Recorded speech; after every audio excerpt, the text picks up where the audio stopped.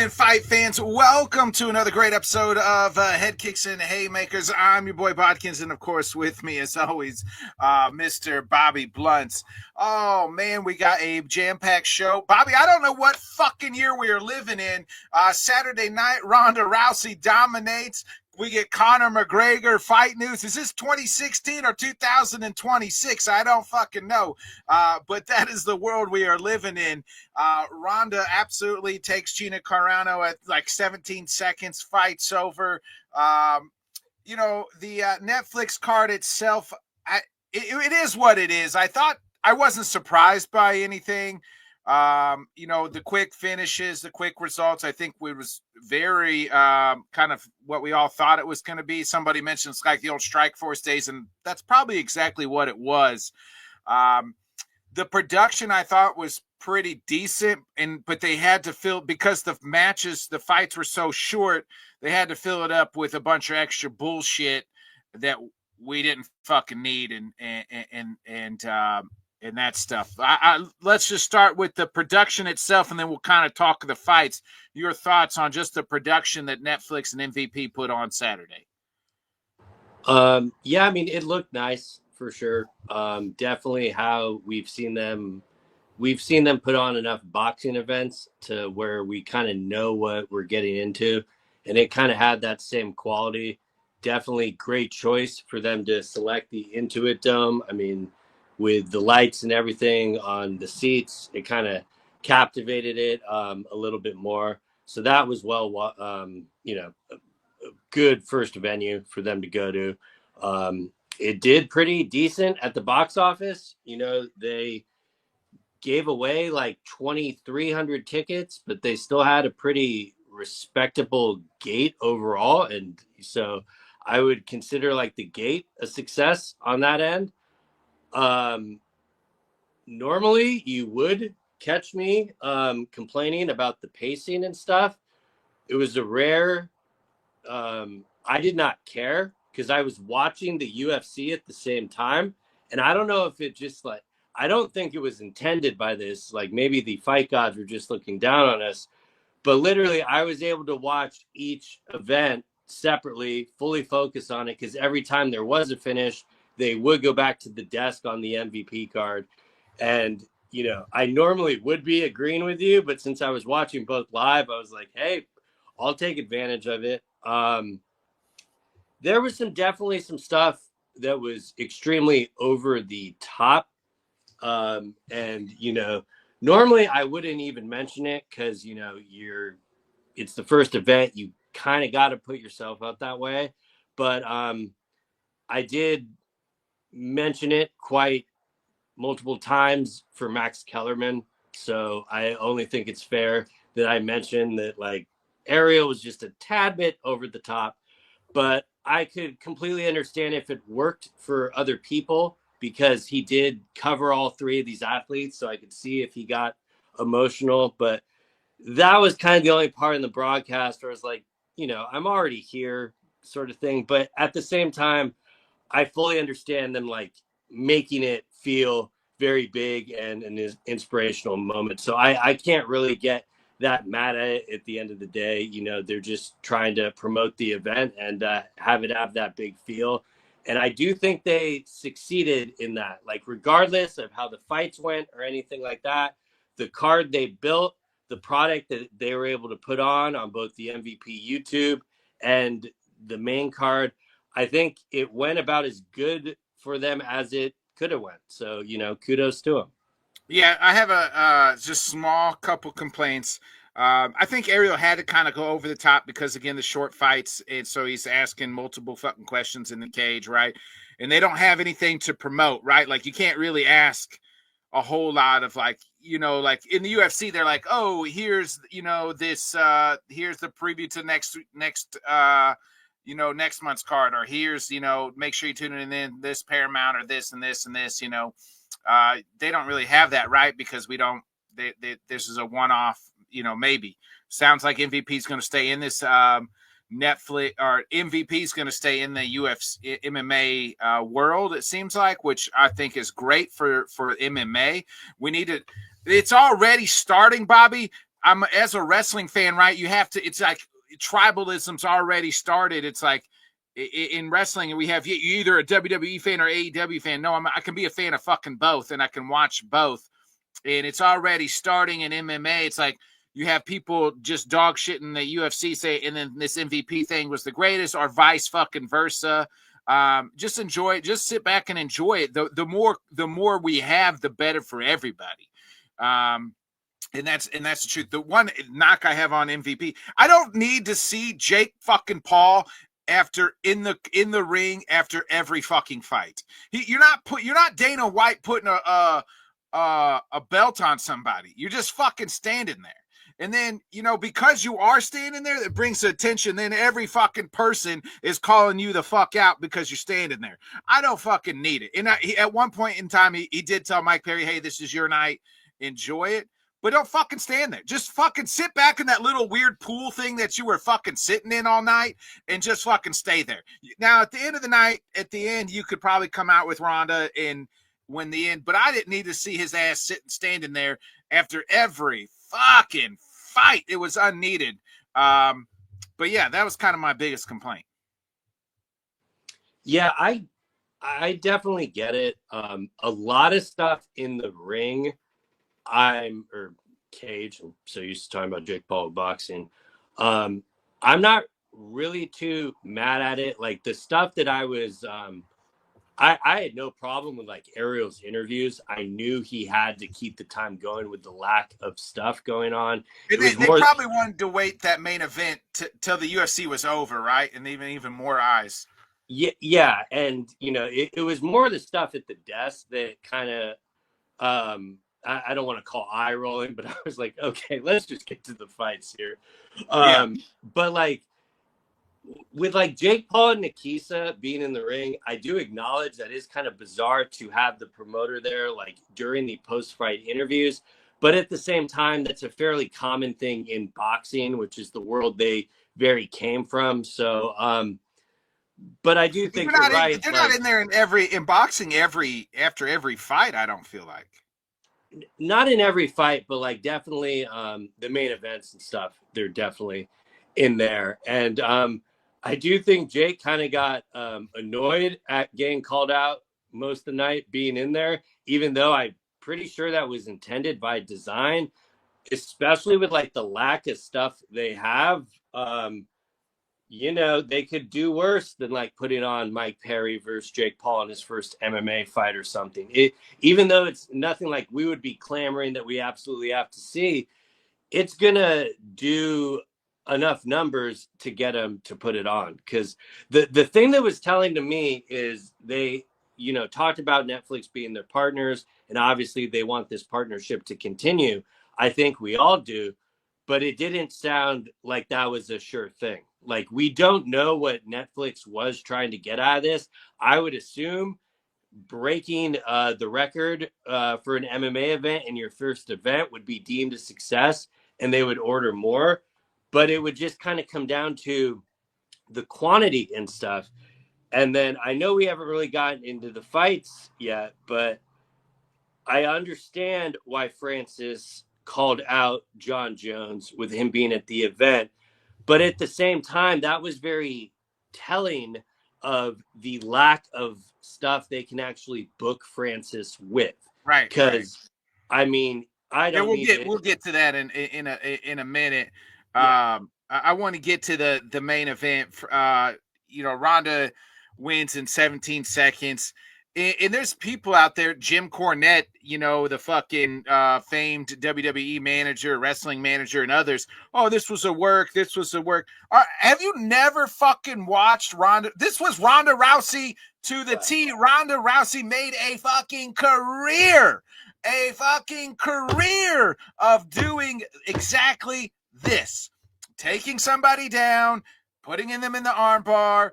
Fight is over in less than a minute. I mean, this ain't the first time she's done this. Now it will be hopefully the last time that she's done this, but it wasn't the first time. It wasn't a work. It was legit. Now, Carrano and this was the problem. Carrano hasn't fought, like I said last week, in fucking 17 damn years. So what did you think? Ronda came right at her. She didn't fucking move. She let her take her down, and then the fight was over. Of course she's gonna be happy. She was in there. She got paid a fucking millions of fucking dollars for one fight in 17 seconds. I'd be fucking happy too. Jim Cornette actually said that on a podcast. Yeah, he said it in a tweet. He went back and forth with our guy Ben Davis or Ben the Bane. I mean, I know he is not a fan of Ronda because of her time in WWE, but what a fucking moron to actually, like, I can't believe that anyone would actually think that that was staged. Like, to me, that just shows whether you're kind he's of not the new only to the person. A sport. lot of people thought it was a work. Yeah, well, I would assume a lot of those people probably have never seen Ronda Rousey fight. Right. Because, you know, obviously the most predictable outcome happened. I mean, you know, that is I wanted Gina to win.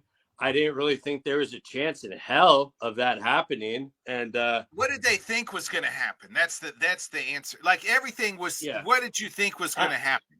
I think some people might have had the perception that Rousey would have maybe carried her for a little bit, but that is make it a show. Yeah, but to me, that is equally stupid. Right. In almost saying that it's staged, to actually thinking she wouldn't go in there and make the easiest payday of her career, taking 0 damage. So exactly right. Like you're not. They don't get paid by the hour or the minute. You know what I mean? Just go in there and win the fight, and it's over. And not only that, but the big thing she got paid for was promoting it, backing it. You know, you don't pull those numbers if, you know, she is not on that card. You could definitely eclipse some record-breaking numbers. I don't know if they're going to be that high. And I mean, I guess the true litmus test will be when we get a second event. And that would be my next question, really. Like, and we'll go back to the fights, but like, you have Ronda who's retired. You know, nobody's signing up to headline Gina. It's like if they do a next promotion, like the problem is all the main people that are in their prime are signed to the UFC, right? Like, I don't know other than Francis fighting Van Hooven, if that happens in MMA, if that's the route to go. If you can fill out another card filled with to make people want to come in and watch on Netflix. Yeah, now I think if MVP just did like its own promotion and started building it up, and they couldn't put it on Netflix because Netflix isn't going to be. It doesn't seem like Netflix is just going to want that, right? They want these big events, so you know that would be the interesting part. Is like, where do you get the roster, the talent, where people are going to where the casuals will tune in to want to watch it? I think their best move is headlining with the fight they should have made last Saturday and have Francis fight Robles, the dude that sent JDS to fucking Valhalla. Like JDS had no business being in that octagon. Yeah, that would have. I don't know if it would have went any different, but I think that would have been a little bit more compelling. But to me, that is the one they kind of have in their back pocket if they want a headline. You could probably, I mean, you could easily, if Jake Paul made the decision to want to do it, him and Mike Perry would be a layup in MMA. That would garner enough like combination of hate watch views, the people that want to watch MVP, that would do well. I mean, if they want to do it more like a mega event, have that, do a double thing. You know, Francis seemed to have no ego problems being the co-main event, even though they built it like the triple main event. So you could do him versus. Was the third fight actually? It wasn't even the co-main. The co-main technically was Mike Perry and Nate Diaz. Yeah. So do Francis versus Robles for the co-main, and Perry versus Jake for the main. I mean, I think that will do it. the main reason I point that out is we know Netflix has already been wanting to be in the Jake Paul business as far as him fighting. So I think that's like maybe one of their easiest sells to greenlight another event that would ensure it would be on Netflix.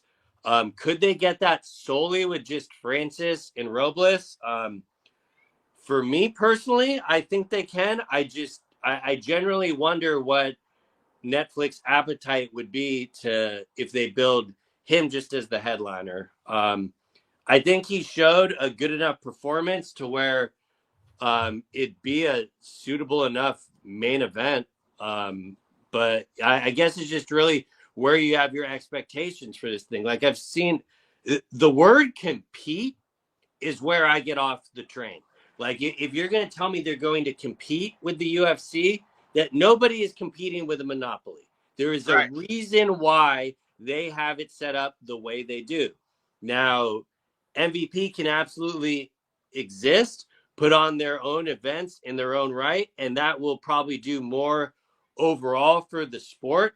The sport absolutely needs that, but I don't think there's anything they're going to do that is really going to concern the UFC when they know they have John Jones 6 fight left in his deal. He will die of old age before he gets out. Yeah, we'll get to. I want to get to that in a second. They Real just quick, locked up Poten for 8 fights, so yeah.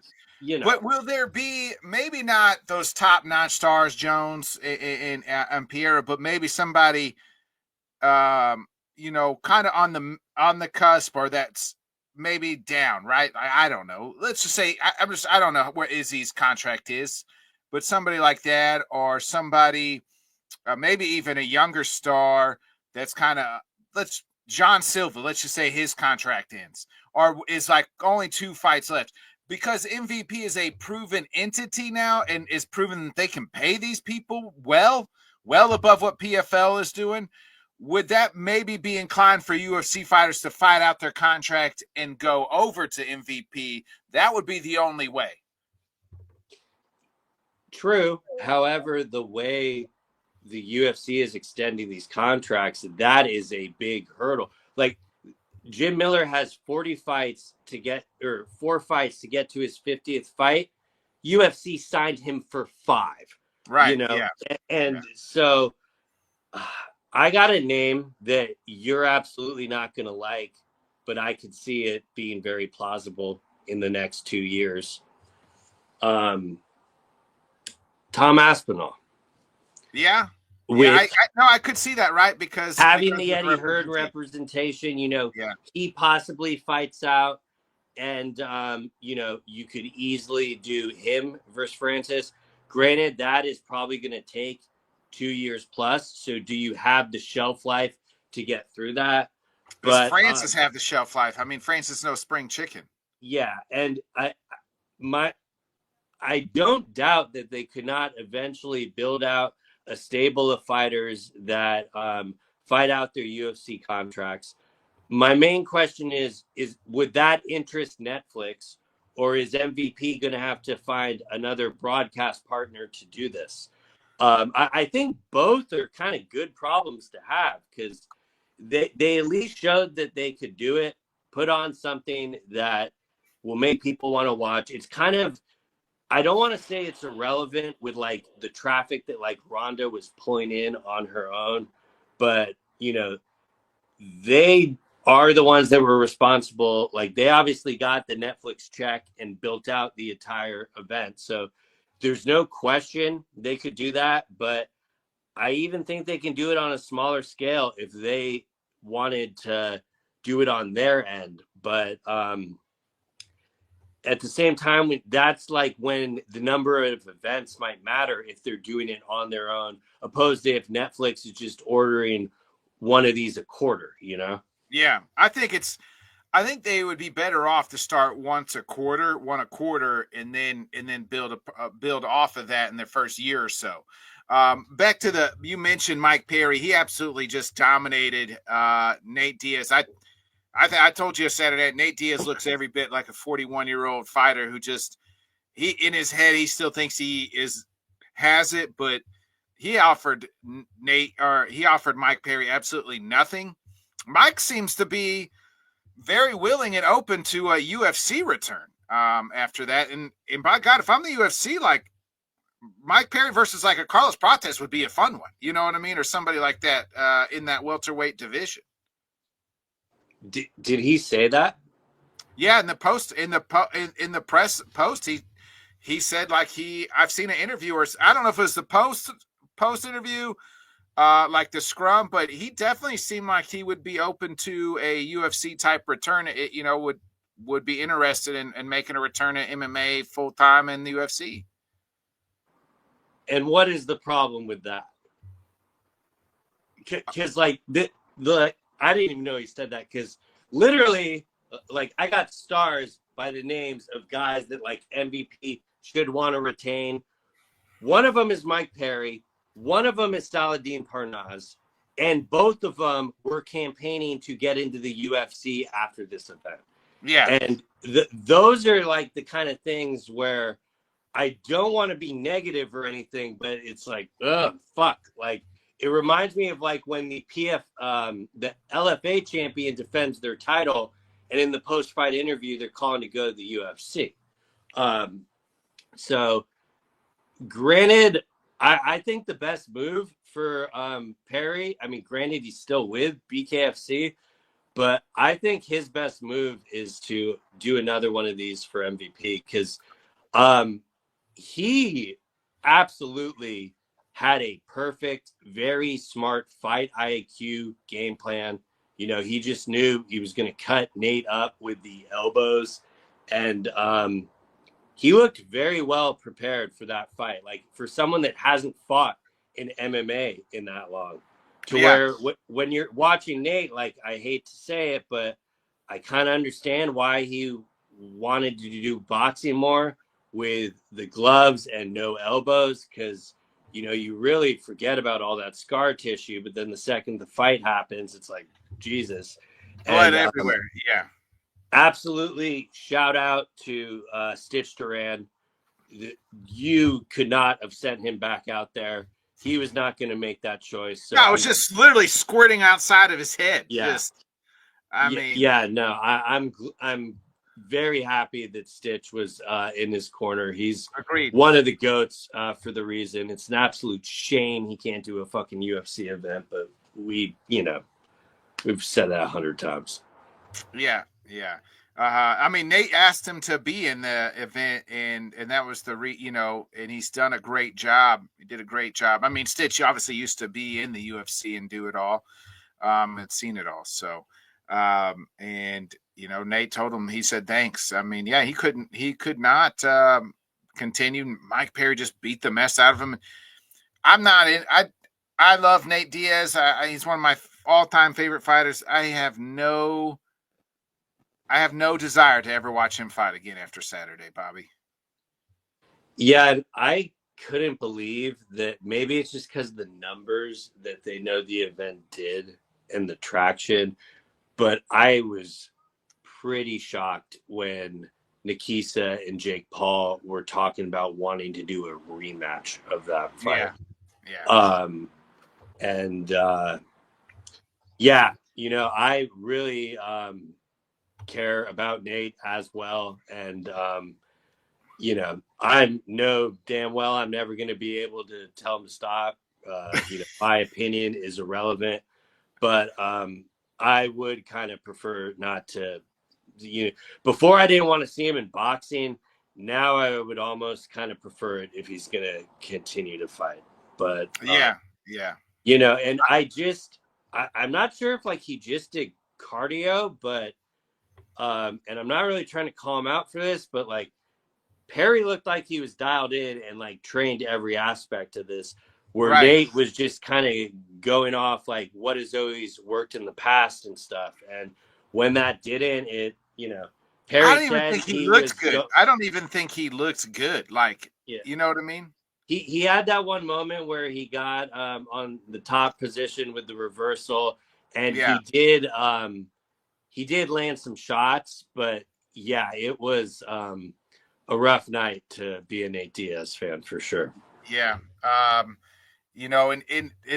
think Luke Thomas said it best. He said the Diaz brothers are both great jujitsus who hate jujitsu. You know, like, and they could have used a little bit, but yeah, give kudos to Mike Perry. And if he went back to the UFC, I wouldn't hate it. But if I'm him, it all depends on what Mike wants to do, right? I don't think he's ever going to be like a title winner. But so go out and make your money, and you're making a shit ton of money right now, Mike, by doing all the things that you're doing. So Yeah, I truthfully don't understand why he would want to go back to the UFC. Because, like, BKFC gives him a lot of latitude being able to compete, right, as does MVP. I mean, this is the whole reason Nate didn't want to sign back with them, because he wanted kind of the freedom. And, like, Mike has that. I don't think there's anything worth giving that up, in my opinion. Right. Real quick on, you mentioned the Francis. I mean, obviously, poor Felipe Lins. I mean, Jesus, Herb Dean was waiting for that guy to die. Luckily, Francis took mercy on him and didn't follow up. I mean, as Herb's standing there, just kind of waiting for Francis to deliver this man into you know, a coma. But you know, luckily Francis was, you know, is nice enough and didn't want to murder a man. And you know, Francis, for him to call, first of all, we knew that was going to happen, right? They knew that they wanted John Jones there. John Jones was there, and so they could try to do this bullshit.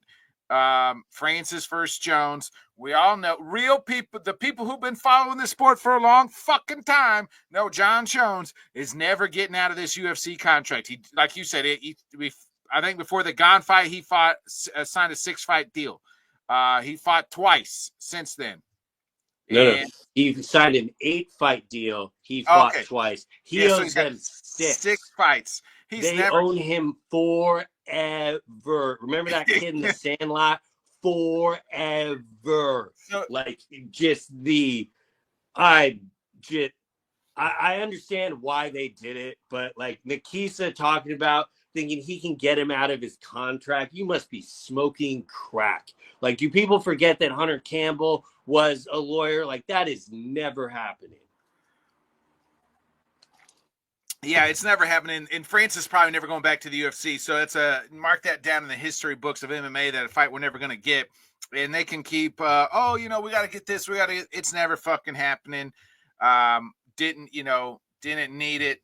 And I'm kind of with you. The fight to make for Francis is the, either Van Hooven, either boxing or MMA, or the Espen, the guy the French guy, whoever knocked out, whatever his name is, Robles, from that just, you know, sent JDS back to the nursing home.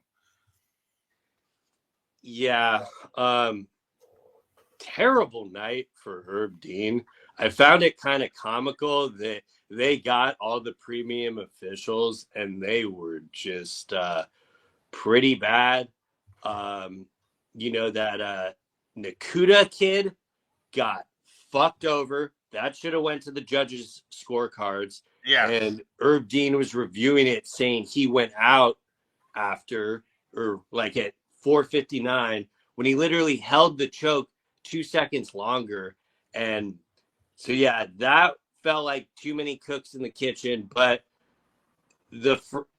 like you said, I'm glad that Francis is a nice human being and respects his opponent, because Herb Dean sure as hell doesn't. And I only saw the clips of the Ariel interview, but like Herb Dean literally doing an interview with no accountability whatsoever. Like, how hard is it to be like, oh no, I just wasn't on that one. And then like they're showing the stills of the guy just simply not there and he looking over, and then Francis is like, you know, what are we doing here? He's like, oh, okay, wave it off. And Francis like, I murdered this man. Herb's like, no, kill him one more time. And if you want any more proof that the money that they reported is not accurate, Francis is such a mensch. He gave his win bonus to Felipe. Yeah. Yeah, I'm pretty sure if he's doing that, he didn't make 1.5 or whatever that bullshit they reported there. Right. Yeah, I'm sure they all made a lot of fucking money. So, But do you agree that Francis is their best option of having a big name kind of yeah, thing? yeah, but I just don't know how many names are left, right? Yeah. And the thing I have pause about it is how that PFL event went. Like, I know the reason the PFL made money on that was because the Saudi sports ministry for like the site fee. But I don't think the event was received that well. But granted, was under pay-per-view, where this is being Netflix. So I think it's a good enough soundbite for them to do. I kind of hope it's what they do, but we'll just have to see if Netflix orders it. Yeah. Bobby, let's move to the UFC. Arnold Allen, I thought one of his best showings in quite some time. Took care of Melky Costa in all 5 rounds. Couldn't quite get him out of there, but looked pretty dominant. I thought, all 5 rounds. I thought maybe Melky could have won, might have won round one. One judge gave him round two. I didn't see that, but Arnold Allen just complete domination on Saturday night in the glorious Apex. Yeah, that was a rough one for Melky, but like nothing he can't really bounce back from. And he lost to Arnold Allen. Arnold Allen's only lost to Max Holloway, who is obviously an all-time great in the featherweight. He lost to Mozart Evlov, who is number one contender, and he lost to Diego, or not Diego, but John Silva, who is right there ready to fight for the title. So it's like he didn't lose to like some chump. He lost to a really great fighter. Yeah, most of the guys he lost to, I would call elite. Yeah, right. And there's one that I will not. Even the Mozart fight, you could make a case that Arnold won that fight. And if fucking Canada was with regular ass rules these days, he probably wins that fight. Yeah, I'll allow it. I don't necessarily agree, but yeah. But that's the weird thing, okay? He 50-45's Melky, all-time good showing. I really don't know what to do with him next. Him and Yair? I would take absolutely. Him like, and I don't even know if he called Yair out, but no, that's but that's one that should happen. Him and Aljo would be great. That would also be very fun. I don't know if Aljo takes that since he's clamoring for the Volk thing, but that is much more of a title eliminator to me than the Zalal fight. So yeah, and you could do him and Lerone in you could put that in London. Yeah. So what the fuck am I talking about? Those are 3 perfect choices. Great. Yeah. I would take any of those 3. Sign me up. Yeah, so, you're welcome, Bobby. I mean, go ahead. UFC, my number is just hit me up. I'll match make for you. I hope they don't make him fight another guy that's like trying to break into the top 10. No, I think now he's proven he's the gatekeeper. Like he needs to try to fight up. And Yair, we haven't seen Yair in a while, so that makes sense. I don't mind him. I really think him and Lerone, you could, like I said, you could do an all England event in, if they go back to London or not, or to England this year or not. What about him and Pico? Yeah, that would be a good one. He would destroy. I think he would send Pico out to the pastures like Lerone did, though. Ooh, the Pico fan club's gonna come for you, man. Pico's got a pretty fun following on Twitter. I like with scenes, but they're mostly memes. But it's it makes me laugh. But yeah, I mean, I think any of those are great. And Costa, I understand you like possibly giving him a round, but after that first round, it really felt like there was really going to be no avenues of him winning there. Yeah. Unless he could just knock him out, find something. Yeah. But Arnold's got a damn chin, so like he's never Yeah. been knocked out either, you know. And like to Melky's credit, he has been very active. So with like the multiple weight cuts and stuff, and I'm not positive, but he tweeted that something big was coming. Hopefully, that's some other opportunity because I'd kind of prefer a little bit of time off, but I don't know. These young guys just seem to want to get back in there, and that's the best kind of medicine for the loss. So it Yeah, wouldn't shock me at all if he gets booked sooner rather than later. yeah. So Arnold Allen is 7, and so we talked. Yair is 5, Larone's 3, Aljo's 4. Yeah, I mean, I would take any of those, and that's kind of my point. Like, hopefully, they have him fight up, and he is one of those guys that he's struggled with guys at the top, but at the same time, there's a reason he's been able to stick around all this time. So, Yeah, I wouldn't put it past him to get because if you beat any of those guys, you're more or less in title contention. right. Yeah. Um, Speaking of Melky, him and Aaron Pico would be good. They're both kind of ranked right around the same area. The Pico Army is not going to be thrilled with you. They're like, we want to fight someone with a win, but I would not hate that at all. I think that'd be electric. Yeah, I don't know. That might be a rough one for Melky too, as far as like a fight coming off a loss, but Yeah. he's never shunned away from competition, so I know he'd take it, but I wouldn't hate it. I would absolutely. That to me is a main event for a fight night, though. Like I want to see 5 rounds of that. Yeah. I know Melky's first 5-round fight didn't go. He showed he can go 5 rounds. Yeah. I guess if there's something to take away positive, you are right. He, yeah, I'll allow it. You got any other notes on this Apex card? I know you said you have 2 booklets full of notes here. Well, that's a little exaggeration. Doohoo Choi and Daniel Santos, I do think that was the best fight of the weekend as far as like a back and forth entertaining war. Shout out to Duo Choi for getting it done. I know he's definitely a bit older, but there's a lot of fun stuff you can do with him. And definitely have to give praise to Juan Diaz. I said last week, I thought that was a really tough fight for Wellmaker coming back.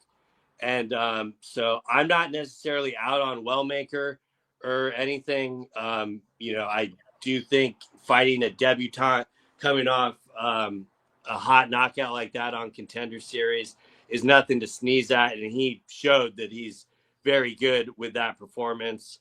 I guess if you'd say anything, it's frustrating to see him kind of struggle the same way in both losses, but he's so young, man. He's got plenty of time to make it right, and I got full faith he'll bounce back. And then Bernardo Sopaj, hell of a fucking victory.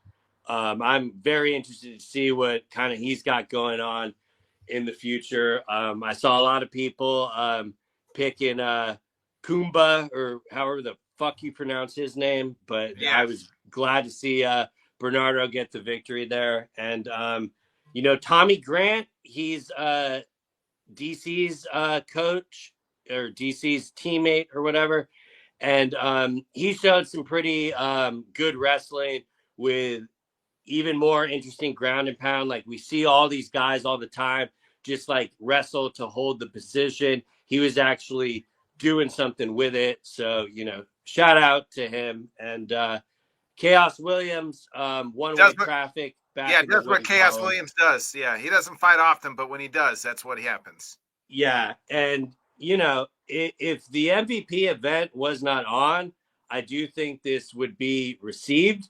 A lot better, but at the same time, I can't blame anyone at all for prioritizing the thing that was in an actual arena with a crowd. But my biggest takeaway is I love that I was able to watch both of them, and it kind of all overlapped perfectly there.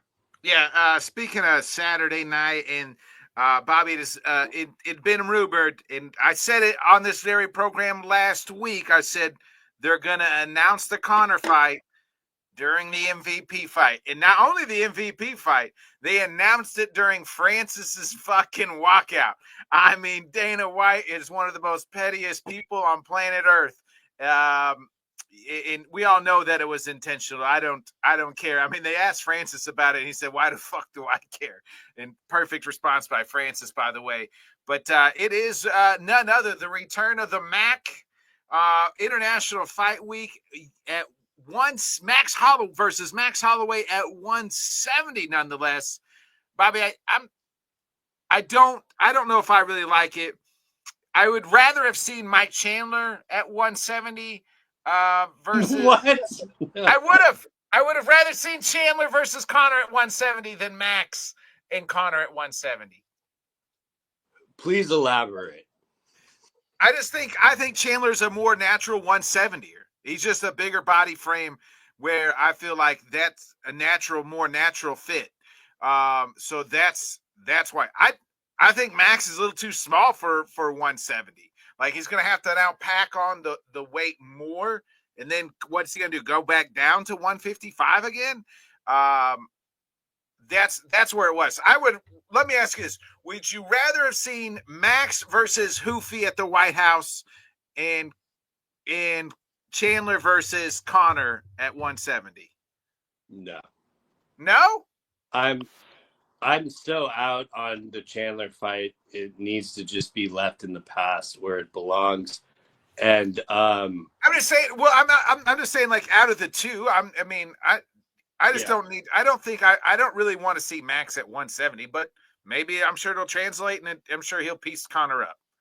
So, to me, because I to be honest, like I was surprised McGregor was going for this big type of big game off his first fight in 5 years, but it being what at other one game is there though? That's the problem with Conor. It has to be somebody with a name, right? It's got to be somebody with a name.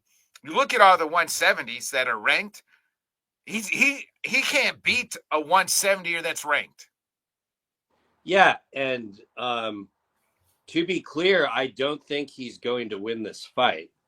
But my main point is, I think the only reason he took this fight is because he figures, well, at least I would hope to have the size advantage in the fight. So it makes a little bit more sense with the matchmaking of it, because it's like, oh, damn, coming off a 5-year layoff where your leg snapped, you already weren't able to make it through one training camp, and now you're going to fight Max Holloway. Like, I understand that Charles Oliveira 50-45'd him, but Conor's not going to do any of that shit. But you also know Max will oblige to Conor's game, right? This kind of stand and fight. Mm-hmm.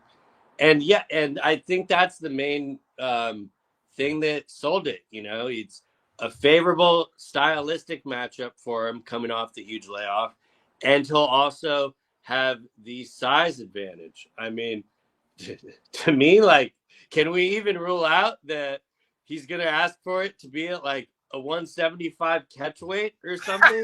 Like, and again, like it's great the fight's announced, I guess. We knew if they were doing it during the MVP event, it would be during the Francis thing, because Dana has stayed relatively cool with Diaz, and he also has pretty high praise for Ronda still, So it was kind of not that shocking that was the announcement. But did that pettiness actually cost them an opportunity to make an actual announcement and get people excited for it. Because, like, I have not seen anywhere near the same traction for him coming back. I think more than half the audience is, okay, well, we'll see you fight week. Hopefully, like, you know, I do like, think I will say, well, Ariel made a great point. They missed the opportunity to announce, hey, we got a big announcement. Tune in to Paramount Plus at 8 o'clock or whatever. I think that would have been better than the IG Live bullshit that Dana does. And then they could have dropped the fucking promo. You know what I mean? They could have dropped a huge promo of Connor coming back, right? Like that would have been better. Like, hey, in between the, actually they could have said, hey, tune in to Paramount Plus. In between, before the main event starts, we got a huge announcement starting, and then they drop the fucking promo for Max versus Connor.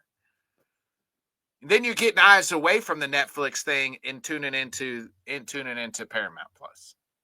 yeah, but the thing is, I don't think it was designed to actually get people to turn the event off and go just over. More people talking. Yeah, it's more like, oh, that's right. Like they still have Connor sort of thing. Yeah. This is why this is, because, you know, most of that stuff is just going off on people's phones and they're watching the event on the television. Right. And, you know, I get the point, but I just, it does not feel like, and granted, there's reasons for that. No one's stock has dropped harder than Connor, at least in my opinion. I mean, you might talk to some Connor fans and they'll say he's still the biggest thing ever and stuff. But especially, like, what I'm going to really appreciate about this is we actually have a blueprint now. Granted, it was on Netflix, but Ronda Rousey was off for a decade, and she still pulled a fucking ridiculous number. Yeah. And I'm going to tell you right now, the International Fight Week card and the White House card, they are not touching that viewership. Like, their only chance is if they stream it solely on CBS. If it's on Paramount Plus, there's no fucking way they come close to that number. Yeah, that's probably true. I think the gate will do better, though. The gate, that no question. The Connor gate will blow it out the water. Yeah, well, especially with the tickets have been high for the most, like, what the fuck, this is really an event you're taking on the road events. Can you imagine those Connor tickets? Right. Like, it will probably, it might break their gate. I would expect it to, actually. Like, with inflation and everything, there's no reason the gate won't be record breaking. But I'd be curious if we ever get the real numbers. And I don't think we will, mainly because they're not forthcoming with that type of stuff. The best we'll get out of Dana is the numbers were insane or something. Okay, that doesn't quantify shit. So, my bigger takeaway was that entire event is built.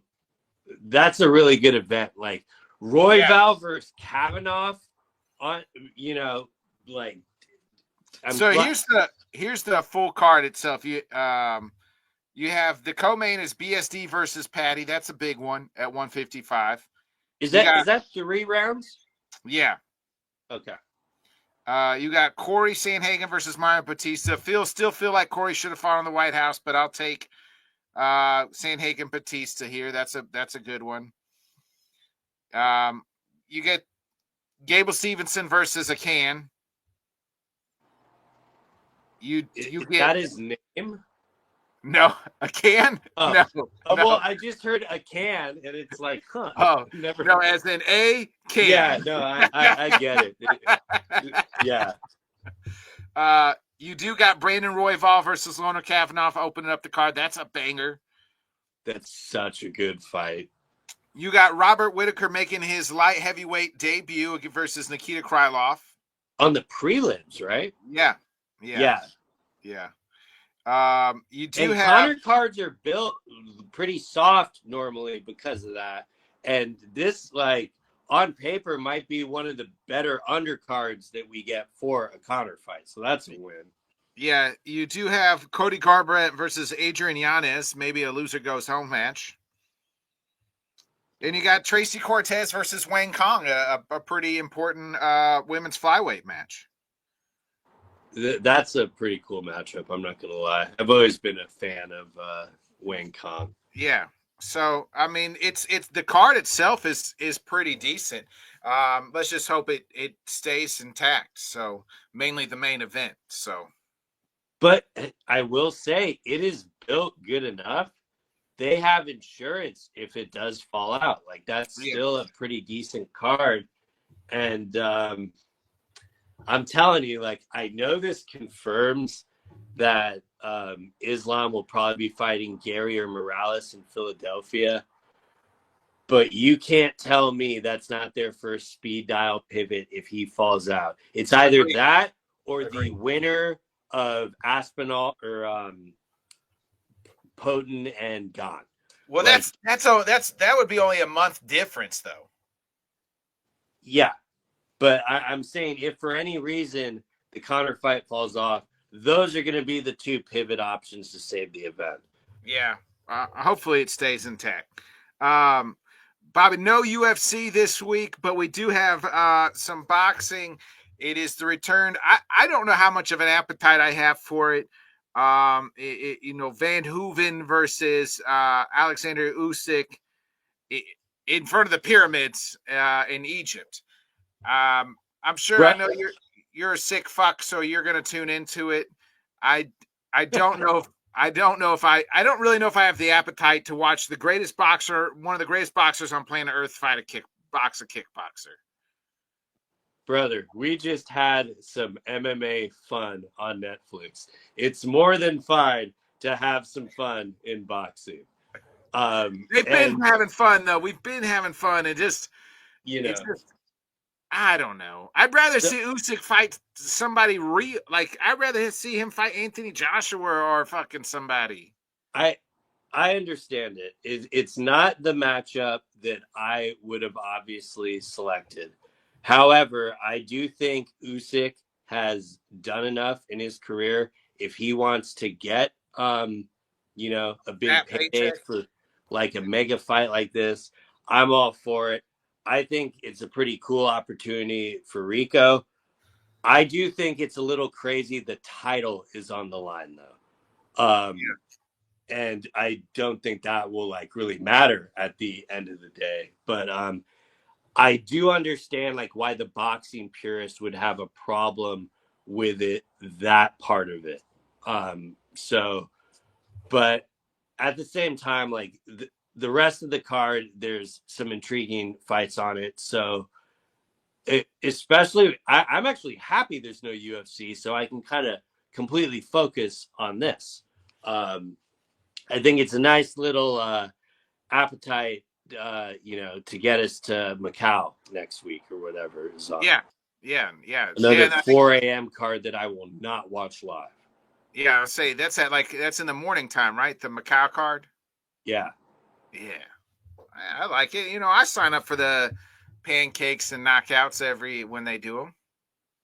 Yeah, well, you're also in a time zone that allows you to. So yeah, I hope you enjoy your pancakes and knockouts. 2 hours ahead of time, you know. So, but yeah, I don't really know if I have the appetite for it. Will I tune in? Yeah, sure. I think. What do you make of the in front of the pyramids things? Do you think this is going to be what was that shit? The Times Square bullshit that was fucking earlier. I think it is the most ridiculous source of funds to put a fight somewhere like this, and it means absolutely nothing. However, if the counter is just having the thing in Saudi, sure, I'll hope it will do better here. But I am absolutely not like, every time I hear that, I just laugh because I always forget it. And I saw them building the stage, and someone was like, "How much do they pay them, you think?" I'm like, "They get to live." Yeah. Right. You know, like, but you know, I do think it might like have a cooler visual than the Times Square thing, which just felt like a, you know, stale environment. I don't think they're gonna have to like worry about blocking off the fight to anyone. So you will actually be able to get that backdrop. But in a sport that has had some pretty weird things in it the last 3 years, this might be one of the weirdest for sure. Right. Right. Right. That's what I mean. You're like, oh, we got to have fun. We've been having fun in boxing. I need some. I mean, you know.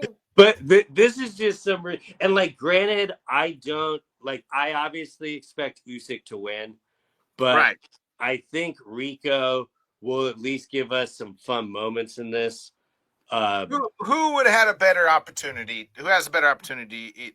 Francis versus Usyk or uh, Rico? I both think they don't. I would pivot saying Francis because like Rico is losing a huge weapon being a kickboxer, Right. in, you know. So even though I really wouldn't give either of them too much of a shot, it would probably have to be Francis by default because he at least has done some boxing and stuff, and you know, I do think Rico sacrificing two of his weapons because he can't throw knees either. So that's a big fucking deal. But Right. you know, realistically, like I don't know, like is your expectation that Usyk needs to finish him? Would it be a bad look if this went to the scorecards? No, I don't think so. I mean, I don't know if it's that. I think because the environment's going to be fucking weird, so I'm going to throw everything out. And I don't think he has to finish him. He probably does finish him. I mean, how bad does it look if he doesn't finish him than everybody else that he finished? You know what I mean? So Yeah, no, I think he'll be, you know, he might carry him for a round or two, but realistically, I don't expect him to really do that at all. right, right, yeah, I agree. I agree. Well, I think that covers it all for the week, Bobby. Um, we'll be back. You got anything else you want to add before we get out of here? Um, Probably just to go back to the MVP thing real quick, like to put a bow on that. I don't want the outcome of the fights and how simple they go really to overlook like what they did accomplish last Saturday. Like those numbers are big for a first event. That is an achievement. So you know, I just am really hopeful that Netflix at least signs on to do one more to kind of build off that because you know I don't think they're ever going to compete with the UFC, but I think it could be a good avenue for other fighters. So I obviously want that to succeed. So, Yeah, um, I think if you're a fool if you don't want these other organizations and leagues to succeed. It's better then. You know, the world is better when there's more competition. yeah, I mean, and who knows? Like If you maybe, were tired of the UFC and all its bullshit, that it feels monotonous all the fucking time, then you want these other leagues to exceed because then that ups their game, right? They're gonna have to do better because of competition. yeah, um, maybe. I I don't think any success they have would make the only thing that would change it.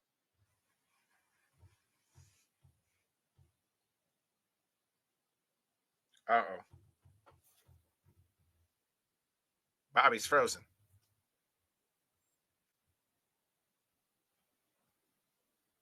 I think we lost him.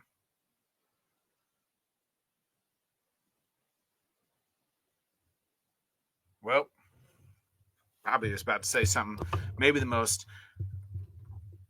greatest thing he was ever saying here about MMA, and we're not going to know because we lost him. Oh, he's gone. All right, well, we'll be back next week. Hopefully, Bobby will have better internet and new phone and everything else or something. I don't know. Nevertheless, I'll be back with the boys on the Fall Start Thursday tomorrow night, 8 o'clock Central, 9 Eastern. We'll talk all things NFL and then stuff and all other sports. And we're 5 corners tomorrow night. So tune in for that. Other than that, folks, be a friend, tell a friend, like, subscribe, share. I'll be back. Bobby will be back next week for another great episode of Headkicks and Haymakers tomorrow or next week, 8 o'clock on Wednesday, 8 Central, 9 Eastern. So be a friend, tell a friend, like, subscribe, share. It's been a pleasure.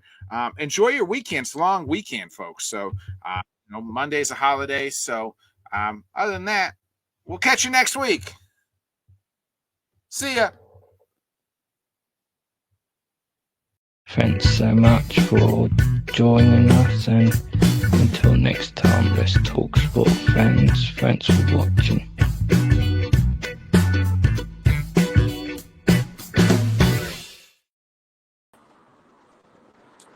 That Bill.